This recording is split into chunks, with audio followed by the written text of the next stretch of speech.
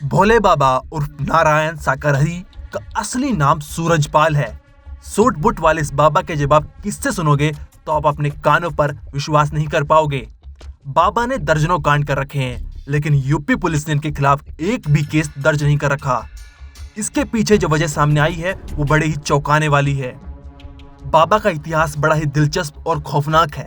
सैकड़ों लोगों की मौत होने के बाद बाबा फरार है, लेकिन उनके कुछ भक्तों का मानना है कि वो अभी भी आश्रम में छिपा हुआ है।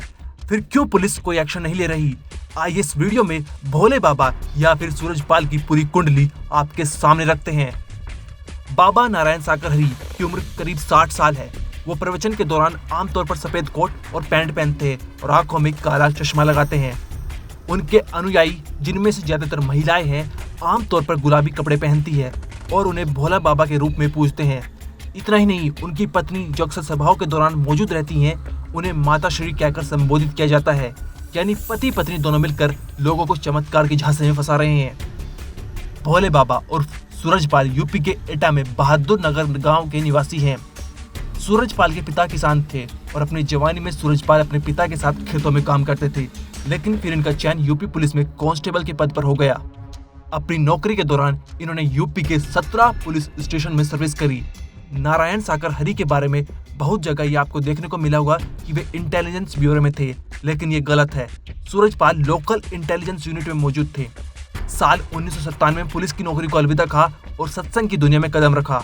अपनी पत्नी के साथ सत्संग करने लगा और लोगों को चमत्कार के झांसे में फंसाकर उनका भगवान बन गया। सूरजपाल ने अपने गांव में एक आश्रम बनाया जहां हजारों लोगों का हर महीने के पहले हफ्ते के मंगलवार को जमावड़ा लगता था। लेकिन फिर धीरे धीरे सूरजपाल का अपने गांव में सत्संग करना कम हो गया। इस 2.5 दशक की यात्रा में लाखों लोग उनके सत्संग में पहुंचने लगे। लोग उनके चमत्कारों को लेकर लगातार उनके भक्त बनते चले गए। पटियाली नहीं बल्कि कासगंज, एटा, बदायूं और खुदाबाद, हाथरस, अलीगढ़ के अलावा दिल्ली, बिहार, मध्य प्रदेश, राजस्थान सहित कई राज्यों में भोला बाबा की धूम होने लगी और हजारों लाखों लोग देश में उनके भक्त बन गए। भोले बाबा के भक्त उनके प्रति कट्टर भी हैं।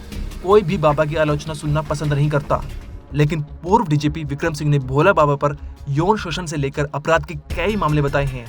बाबा तो वो है, तो मतलब कम से कम उसमें कुछ स्पिरिचुअल कंटेंट तो होना चाहिए। इनके ऊपर 6 अपराध है जिसमें यौन शोषण भी है। काहे बाप के बाबा कौन से बाबा है? और आप तो चलिए मान भी लिया बाबा है, लेकिन फिर क्यों यूपी पुलिस इन पर केस दर्ज नहीं करती?